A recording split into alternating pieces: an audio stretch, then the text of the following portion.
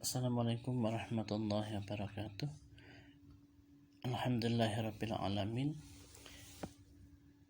Wa bihi nasta'inu ala umuri dunya waddin. Wassalatu wassalamu ala asyrafil anbiya wal mursalin sayyidina Maulana Muhammadin wa ala alihi wa ashabihi ajma'in. Amma ba'du. Bagaimana kabarnya pagi ini anak-anak? Sehat semuanya ya? Alhamdulillah, mudah-mudahan selalu sehat. Kita awali anak-anak pembelajaran kita pada pagi hari ini dengan bacaan doa, membaca Al-Fatihah.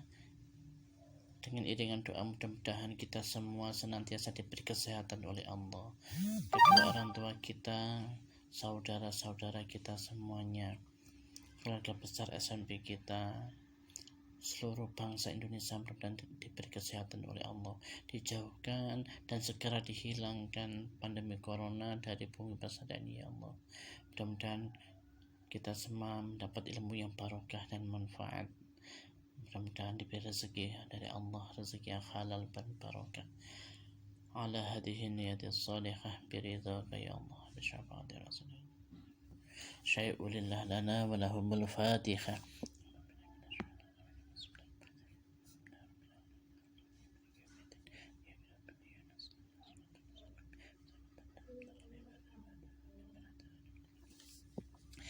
Alhamdulillah anak-anak. Kita lanjutkan pembelajaran kita pada pagi hari ini.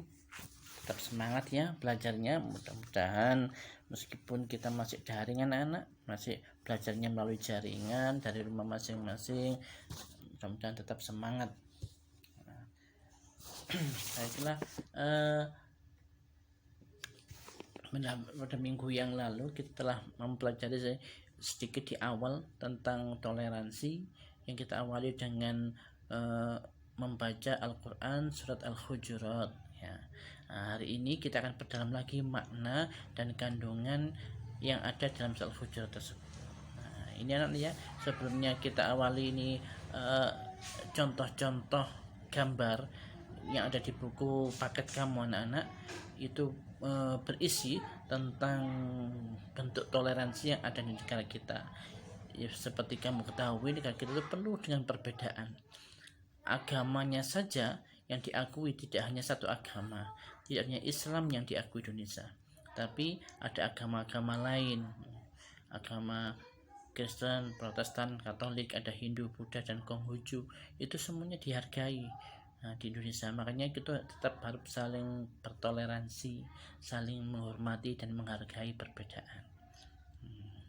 Ini contoh budaya-budaya kita yang macam, karena kita negara kepulauan anak-anak, gimana banyak suku yang ada di Indonesia sehingga akan menimbulkan juga banyak perbedaan. Itu pun harus kita hargai perbedaan-perbedaan itu. Ini ada kita contoh berdoa bersama. Boleh enggak berdoa bersama seperti ini? Boleh, asal berdoanya tetap menurut agama dan kepercayaan masing-masing, tidak mencampur adukkan agama. Yang penting itu anak-anak ya. Ingat, kalau dalam hal agama nanti kita bahas lebih lanjut seperti apa sih cara menghargai. Sebelumnya mari kita ini anak, yang kita kemarin kita bahas adalah membaca ayat Al-Quran ya. Mengartikan tiap kata juga sudah. Nanti ini yang kedua ini kita perdalam lagi, dilanjut dengan memahami kandungan ayat tentang toleransi dan menghargai perbedaan. Yang jelas endingnya anak-anak, mudah-mudahan dengan kita memahami ini akan muncul sikap mulia, sikap yang bagus, akhlakul karimah. Apa saja ini ya, semakin mencintai Al-Quran, menjadi anak yang toleran ya, dapat menghargai perbedaan, muncul rasa cinta kepada agama dan tanah air. Yang utama nanti adalah menjauhi sikap permusuhan. Dan anak, ini gambar ini juga menarik sekali anak. Tapi sedih juga kalau melihat gambar seperti ini. Ini adalah gambar situasi pembelajaran normal anak-anak waktu pramuka. Kamu lihat betapa kokohnya mereka, yang di atas ini kok bisa berdiri seperti ini, kan ditopang dari teman-teman di bawahnya ini. Ini namanya kerjasama ya, saling bekerjasama itu membuat kita menjadi kuat dan mampu berdiri setinggi ini. Itu anak-anak ya. Baik ya. Kita perdalam lagi yang kemarin anak. Ini juga kamu bisa membaca ini tentang pemilihan OSIS. Alhamdulillah, ini dibaca ya, literasi, nanti dibaca lagi bukunya. Menarik, buku yang diberikan pada kamu itu jangan sampai ditelantarkan anak, dibaca dan dipelajari. Baik, yang kemarin nanti kita bahas tentang surat Al-Hujurat ayat ke-13. Untuk wakofnya sudah tidak saya bahas lagi. Yang akan saya bahas adalah arti perkata dan arti secara keseluruhan serta kandungan hukum yang ada di dalamnya. Nah, ini ya ayatnya ini kita arti mufradat, arti perkata. Mungkin ada sebagian kamu sudah hafal, ada yang setengah hafal, atau ada yang belum hafal sama sekali. Tidak apa-apa, kita pelajari lagi ya lebih. Nanti usahakan hafal anak-anak. Nanti bentuk evaluasinya salah satunya harus bisa mengartikan kata-kata ini. Coba kita ulang lagi. Saya baca satu persatu dengan artinya perkata, kamu bisa mengikuti dari rumah. Ya, tidak hanya mendengarkan tapi juga ikut membaca supaya pembelajaran hari ini bisa bermakna. Baik, kita mulai ya. Ya ayyuhan nasu. Nah, kalau saya mengartikan seperti itu anak, kita gabung. Ya ayyuhan nasu, wahai manusia. Inna, sungguh. Sebetulnya bukan sungguh saja ini. Inna, sesungguhnya kami, begitu anak-anak. Karena na ini bukan inna, ada alifnya, ini merupakan kata ganti ya. Artinya kami atau kita. Jadi inna, sesungguhnya kami. Khalaqnakum, kami telah menciptakan kamu. Nah, jadi dhamirnya inna dan nah di sini sama anak-anak. Nah ini kaminya ini adalah menunjukkan yang kaminya Allah maksudnya. Jadi kami itu kami Allah. Kami telah menciptakan kamu sekalian, bukan hanya kamu sebetulnya mana aslinya. Kalau kum ini maknanya jamak anak-anak, arti banyak kamu sekalian. Siapa dimaksud kamu sekalian ini adalah an-nasu, para manusia. Arti manusianya banyak, tidak hanya satu, makanya pakai kum ya. Jadi seakan-akan Allah mengatakan, wahai manusia, kami Allah telah menciptakan kamu semua, kamu sekalian.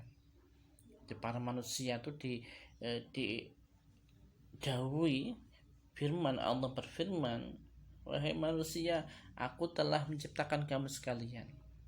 Min dzakarin, dari seorang laki-laki, wa unsa, dan perempuan, dan seorang perempuan. Jadi manusia itu dikatakan oleh Allah, aku ciptakan kamu semua dari seorang laki-laki dan seorang perempuan.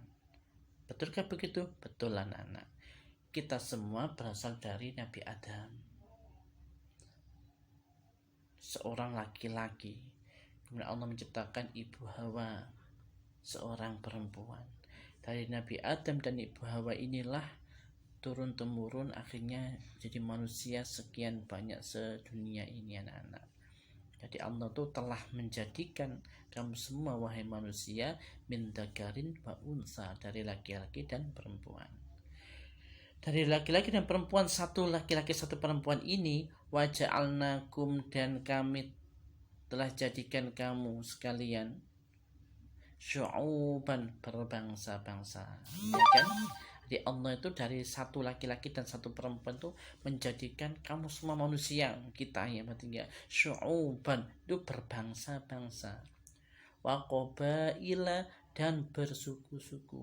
Kita jadi bermacam-macam bangsa anak. Padahal asalnya satu, Nabi Adam dan satu orang perempuan Ibu Hawa. Itu sekarang jadi ada yang Amerika, ada yang Inggris, ada yang Jerman, Indonesia, Malaysia, Thailand, Burma, ya, Brunei. Banyak sekali, ada tanah Arab sana ya, Arab Saudi, Emirat Arab, Irak, Iran. Berbangsa-bangsa. Tidak hanya bangsa tapi juga waqabaila dan bersuku-suku. Bahkan satu bangsa pun sukunya lebih dari satu, banyak sekali. Seperti di Indonesia sukunya lebih dari 3.000. Nah, jadi Allah menjadikan manusia itu dari laki-laki dan perempuan dijadikan berbangsa-bangsa dan bersuku-suku. Nah, lanjutannya lita'arafu, agar kamu saling mengenal. Jadi ada tujuan anak-anak, ada tujuan. Jadi Allah menciptakan menjadi bangsa-bangsa bersuku-suku, akhirnya bisa berbeda warna kulitnya, berbeda bahasanya, berbeda budayanya. Itu adalah lita'arafu, agar kamu saling mengenal, agar saling mengenal, saling menyapa, saling melihat perbedaannya seperti apa. Bukan untuk bermusuhan, bukan, tapi untuk saling mengenal. Dilanjut oleh Allah, inna akramakum, sesungguhnya yang paling mulia di antara kamu. Allah menyatakan sesungguhnya, betul-betul ini kata penyangatan, sungguh, kalau bahasa Jawanya temenan, teman-teman. Nah, begitu ya. Inna akramakum, sungguh yang paling mulia di antara kamu indallahi, di sisi Allah. Ingat, yang paling mulia di antara kamu di sisi Allah, bukan di sisi manusia, bukan, di sisi Allah. Siapa itu?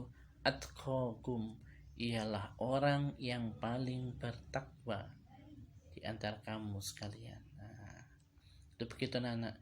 Jadi dari sekian suku bangsa itu, saya yakin setiap suku, setiap bangsa menganggap dirinya yang paling baik, yang paling mulia.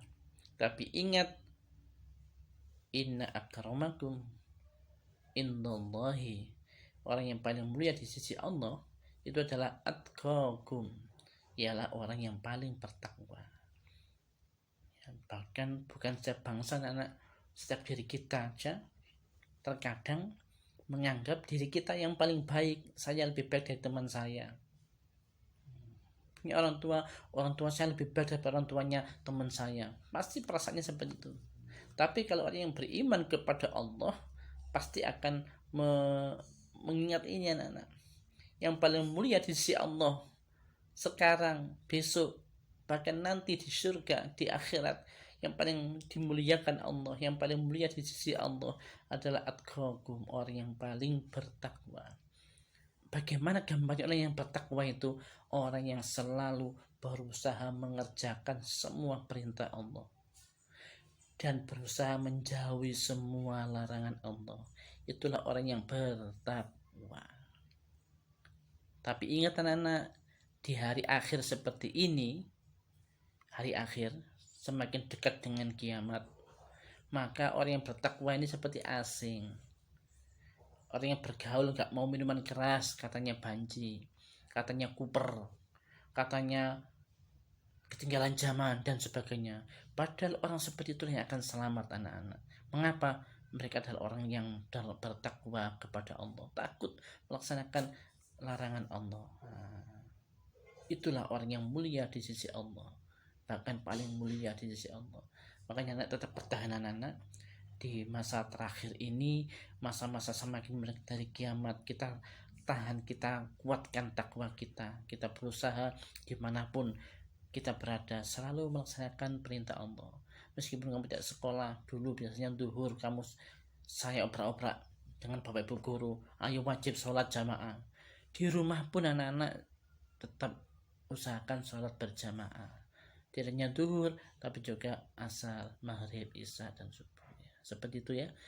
Kita jaga tidak suka bohong, tidak mengambil sesuatu yang bukan haknya, jangan suka berbuat curang dan sebagainya ya. Itu adalah gambaran orang yang bertakwa.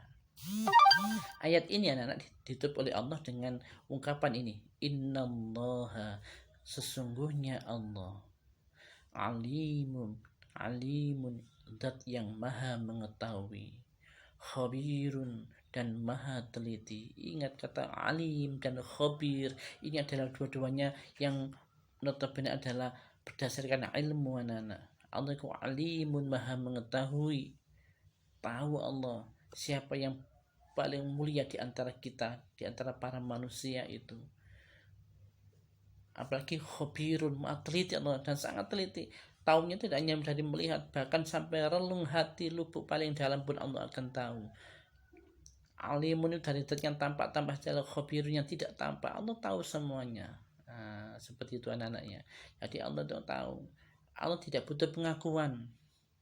Jadi kita tidak perlu mengaku-ngaku saya lebih baik, saya paling baik. Tidak, Allah otomatis akan tahu, dan sangat tahu Allah itu.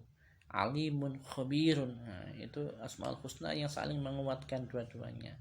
Makanya tidak perlu kita berbuat baik itu diakui oleh siapa, diakui oleh orang tua, diakui tetangga, gak perlu anak-anak. Yang tahu hanya Allah. Berbuatlah baik, jangan putus asa meskipun kadang kita dihina. Ada yang pakai hijab berjilbab, diolok-olok temannya, ketinggalan zaman, tahun gini, hari gini kok keluar jilbaban. Biarkan anak-anak, takwa pegang terus. Nah, itu ya.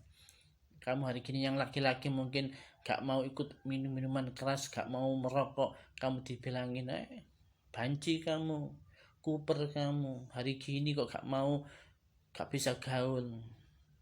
Tidak usah sedih, tidak susah. Kuatkan takwamu, kuatkan iman kita kepada Allah. Baik itu akan kembali kepada diri kita. Kalau kita berbuat jelek, maka kejelekannya itu akan kembali juga kepada kita. Begitu anak-anaknya. Itu adalah arti perkataan anak. Kalau diartikan secara umum, ini anak-anak, wahai manusia, sungguh kami telah menciptakan kamu dari seorang laki-laki dan perempuan. Sama ya, sudah jelas tadi ya. Kemudian kami jadikan kamu berbangsa-bangsa dan bersuku-suku agar kamu mengenal, agar kamu saling mengenal. Sesungguhnya yang paling mulia di antara kamu di sisi Allah ialah orang yang paling bertakwa. Sungguh Allah Maha mengetahui dan Maha teliti. Itu anak-anak ya. Nah, baik. Ini adalah satu gambaran anak, gambaran bahwa kita itu menunjukkan berbagai macam suku yang ada di Indonesia, pakainya macam-macam seperti ini. Nah, itu saling menghargai, tidak usah menganggap kita yang paling wah, paling mulia. Nah, tidak perlu, dan kita tidak perlu memperjuangkan pengakuan seperti itu. Yang jelas yang paling mulia di sisi Allah adalah yang takwanya paling bagus. Nah, itu. Ini adalah contoh anak-anak perbedaan pendapat ketika dalam rapat anak-anak. Seperti ini. Perbedaan dalam rapat itu sudah biasa anak-anak. Beda pendapat itu biasa, tidak perlu saling mengolok, tidak perlu kita bertengkar untuk mempertahankan pendapat. Nah, seperti itu ya. Jadi Allah saja tidak membedakan suku bangsa seseorang. Mengapa kita harus membeda-bedakannya? Nah, seperti itu ya. Nah, kalau ini Rasulullah itu selalu berpesan agar toleransi dan menghargai perbedaan. Apa dawuhnya Rasulullah ini? An Abi Hurairah radhiyallahu anhu. Hadis ini diceritakan dari sahabat Abi Hurairah. Rafa'ahu ilan nabiyyi. Jadi hadis ini dimarfukan kepada Nabi Muhammad SAW.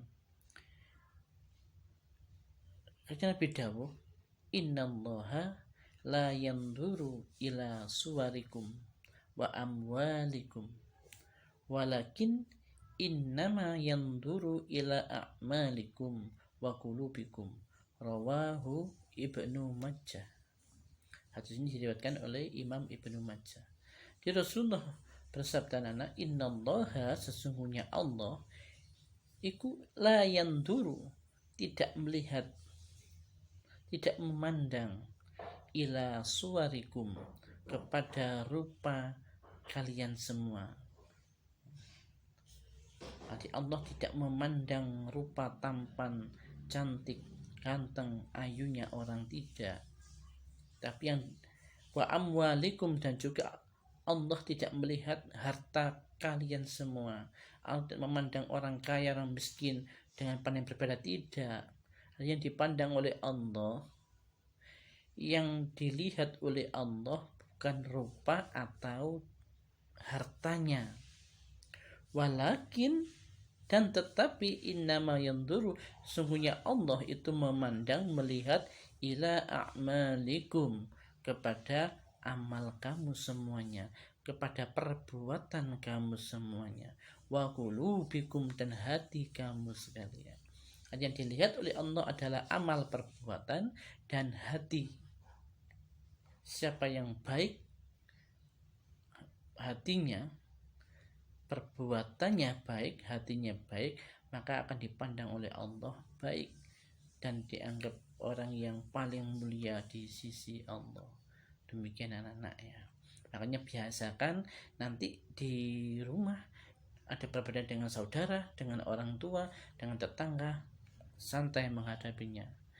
Cari titik temu sehingga di antara kita itu tidak perlu ada pertengkaran. Jangan berusaha selalu menang, saya harus dituruti, jangan ya. Ini namanya egois, maunya menang sendiri. Hadis berikutnya, an Abi Musa al-Asy'ari, dari sahabat Asy'ari, qala Rasulullah. Artinya Abi Musa al-Asy'ari mengatakan bahwa Rasulullah pernah bersabda, al-mu'minu lil mu'mini kal bunyani yashuddu ba'duhu ba'dan, rawahu Tirmidzi. Dikatakan bahwa Rasulullah pernah bersabda, al-mu'minu, seorang mukmin itu orang yang beriman kepada Allah, lil mu'mini, kepada orang mukmin yang lain, itu kal bunyani, diibaratkan seperti satu bangunan, yashuddu ba'duhu ba'dan, yang satu, bagian yang satu dan bagian yang lain itu saling menguatkan, saling mendukung, saling bekerja sama, dan semuanya dibutuhkan. Nah, itu ya. Artinya mukmin satu dan mukmin lain itu saling mendukung. Ibarat kalau bunyinya, ada yang mengatakan kalau jasadi, di hadis yang lain, seperti tubuh satu anak-anak.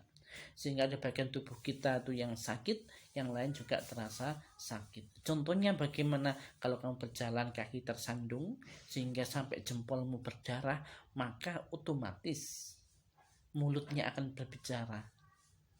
Kalau yang beriman, ya Allah, minimal inna lillahi wa inna ilaihi raji'un.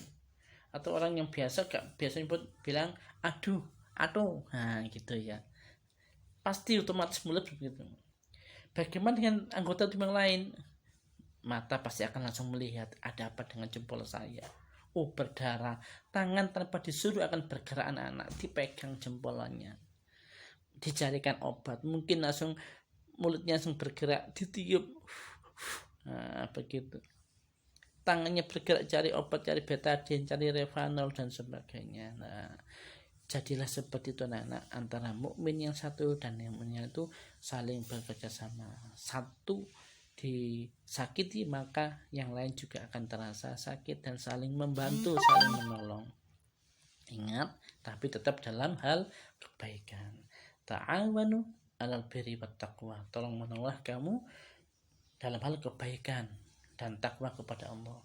Wala ta'awanu 'alal itsmi wal udwan, tapi janganlah saling tolong menolong dalam hal maksiat kepada Allah ya, dalam hal kejelekan, jangan sampai ya. Jadi kalau dalam hal maksiat jangan, temannya salah kita tutupi, temannya berbuat hal yang tidak baik, mencuri, kita yang menutupi ya, itu tidak boleh anak-anak. Namanya tolong menolong dalam hal kejahatan dan kejelekan, maksiat kepada Allah. Itu aja anak-anak pertemuan kita hari ini. Ada banyak ini,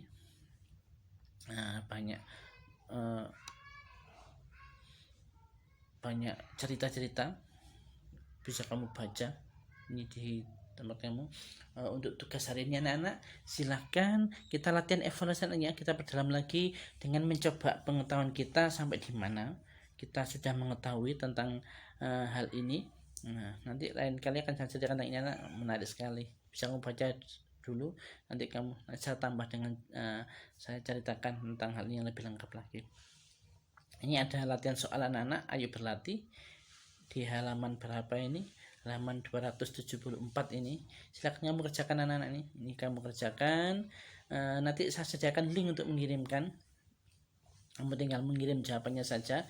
Ada 10 soal dan soal isinya ada 5. Nanti kamu kerjakan dulu di buku tulis, nanti tinggal menyalin di Google Form yang akan saya kirim. Demikian pertemuan kita, mudah-mudahan ilmunya bermanfaat.